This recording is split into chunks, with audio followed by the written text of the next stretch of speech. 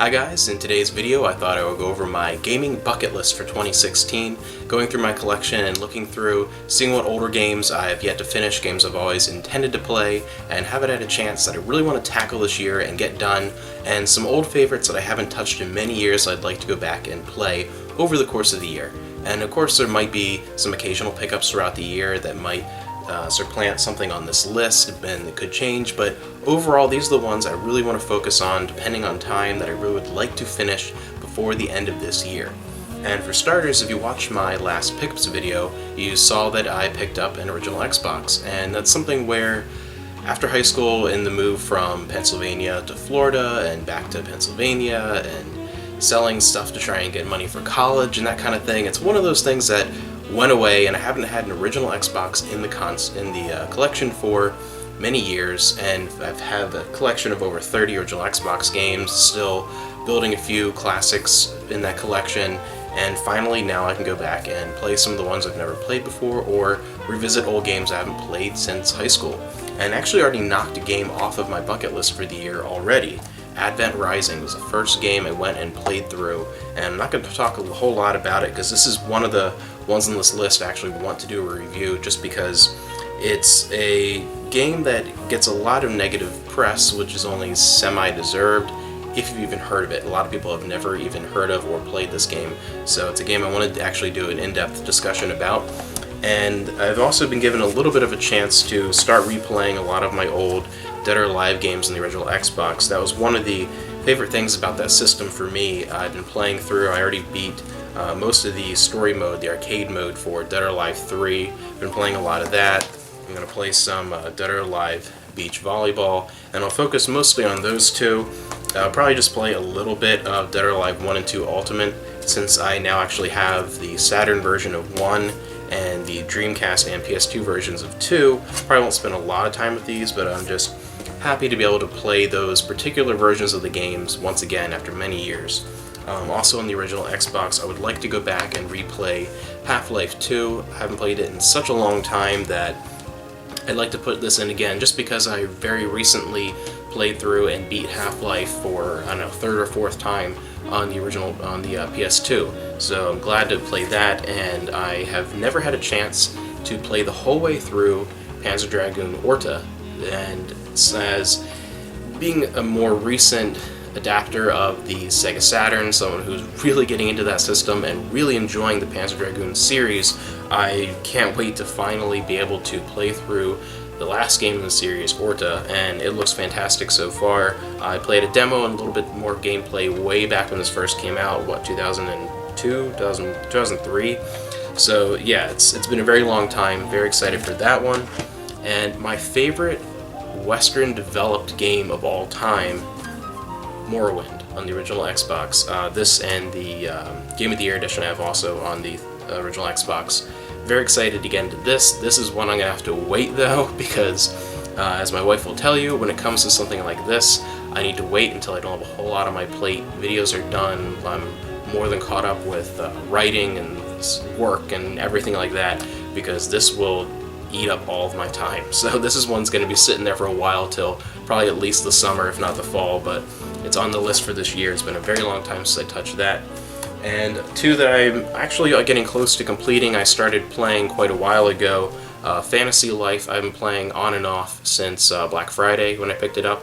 I'm getting pretty far in that, and I'm really enjoying it so far. It's something that's not necessarily typically up my alley. It's a little bit more towards that Animal Crossing type style of gameplay. It doesn't really focus on a big epic story in the same way that I'm used to, but I'm actually enjoying it. I'm having a lot of fun. It's something though that I can only play here and there in small bursts. I find more enjoyment out of that than sitting and having long play sessions. So I'll be playing it probably on and off for a good 3 or 4 months, if not longer, throughout the year before finishing it. And the original DS version of Sonic and Sega All-Stars Racing, I have this on the Wii and played through that, and I've been playing it through on the DS. And strangely, I've actually been preferring this graphically inferior version on the DS. For some reason, I find it a little bit easier to control. I'm much better at it for some reason, and I'm finding, because of that, for it to be a little bit more enjoyable. And also on the 3DS here, Bravely Default, I played through the majority of it over the summer, and then just so much was going on that I ended up putting it down for such a long period of time that with an RPG, if I put it down unfinished for a couple of months, I'm not going to just pick up where I was. I'm going to go and restart it. So I definitely want to, when I have a little more time, restart and completely play through and beat this and talk about it a little bit more after I've completely finished it. I can't leave an RPG unfinished, and I hate restarting after life interrupts it for a couple of months. So go through and beat that. And on a somewhat related Nintendo note, the Wii, Knight's Journey of Dreams. I really like Nights into Dreams. I've heard this isn't as good. I already dislike the fact that Nights now has a voice. I don't really like that, but at the same time it looks really pretty so far. The controls are great and very fluid, so I'm looking forward to just finding an afternoon, really, probably, to sit down and play through this whole thing. I don't think it's a very long game. It looks a lot of fun, but yeah, it's definitely one I'm looking forward to checking out just because I'm a big fan of the original on the Saturn. I'm finally going to go and replay a game I've not played much of in a very long time. I actually played originally on the PC, but Daikatana on the N64. This is one that I want to play through just more as a curiosity. I know it's not a very good game, and what I played originally on the PC I didn't necessarily enjoy, but it's one of those, for me it's a so bad it's good. It's an interesting game because of the interesting story behind it, and I don't think it's quite as terrible as everyone says. Bad, but not completely awful. Yeah, Daikatana is one I want to play on the N64. And this year I would like to get through at least one or two games in the Legend of Zelda series, a series I've really not touched upon a whole lot. And I think I've decided I really want to start with Ocarina of Time, just because I've only ever completed the first two games on the NES, back when that was my first console, and never really got into the series, but this is the one I've played the most of over the years, so I think this is a good starting point for me. I want to play that. And if I happen to have time before the end of the year, I doubt it, but if possible, I might pick up another Zelda and start with either Wind Waker or Twilight Princess, one of those along the way. Speaking of that, if I do, I might end up getting the HD remaster on the Wii U, because before the end of the year, I definitely want to, my wife and I, get a Wii U. Games like Splatoon, we've been really looking forward to it. But I'm not someone who really gets into a console generation until that generation is mostly over.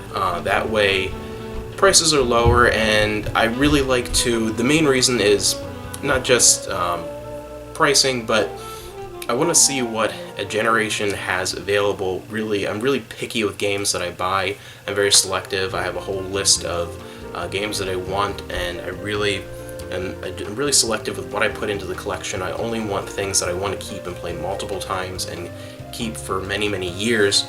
So I wait till a generation is mostly over before I really dive head on into it, and then I know what the library for that system is going to mostly be comprised of. I do have Xenoblade Chronicles X sitting and waiting. This will be the first thing I pop into that Wii U, but probably next Black Friday we're looking to get a Wii U after the NX is announced, and there's definitely probably going to be a price drop for the Wii U after that, and collect games throughout the year.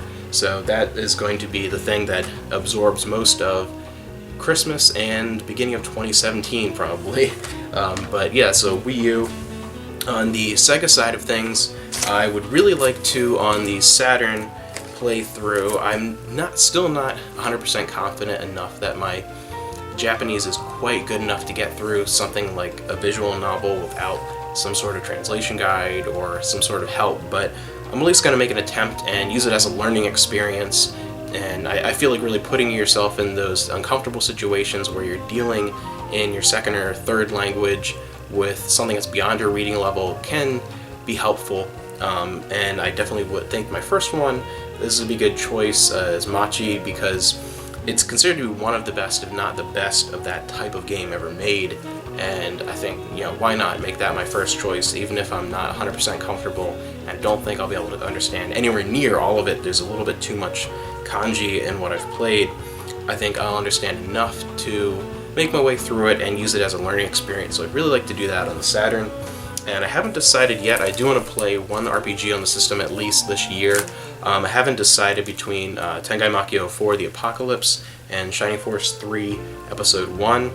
I'm leaning more towards this just because, I don't know, something about it I found more intriguing. I really am excited about this. I always liked Shining Force on the Genesis, but just because this is also available in English, I might wait until I have an English copy to make my way through it, and might start with something that is only available in Japanese. Might as well just go ahead and dive into this. So that'll probably be my big Saturn game of the year I want to get into. Definitely for the Dreamcast, I already started and about halfway through Code Veronica, and this I played a very long time ago on the Dreamcast, and I played probably about half of Code Veronica X on the GameCube. And now that I have the Japanese copy on the Dreamcast, I want to make my way through that. It's not a very long game, and I'm already about 3 or 4 hours into it, so this is just, whenever, one afternoon after work or something like that, I should be able to plow through most of the rest of that. It's not that long of a game. I did, get a lot of Dreamcast pickups recently, so I want to make my way through some of those. The Prince of Persia, Arabian Nights on the Dreamcast. Draconis Cult of the Worm on the Dreamcast. Alien Front Online, I'd like to play through a lot of the single player of that. It's a lot of fun. I remember playing this in the arcades, so that one there. And those are kind of the shorter games that aren't going to take too long to go through.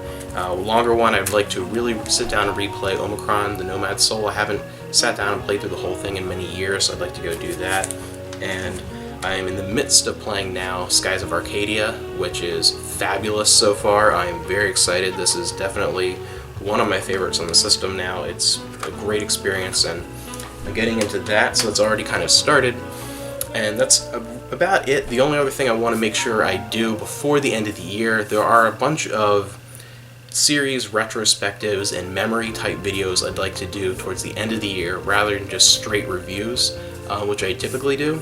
And before doing that, I would like to replay some of the games that have slipped a little bit out of my memory. I haven't played in many years in that series. I want to do the Dead or Alive series, and a big one I would like to do before the end of the year. I'm not 100% that I'm going to be doing it, but more than likely is Ark the Lad. These and the PS2 and all the games in the series. Definitely, if I have the time before the end of the year, I'd like to replay at least a couple of them and just sort of bring back those old memories, dust out the cobwebs before I really talk about that series, because it's one of my favorite RPG series, and not a lot of people talk about it, particularly the PS1 games. So that, for me, is my tentative bucket list for 2016. I don't see a lot of it changing, maybe a couple pickups here or there, but anyway, what games do you guys want to really tackle in 2016? Any old games in your collection, or are you really just looking forward to new releases coming out throughout the year?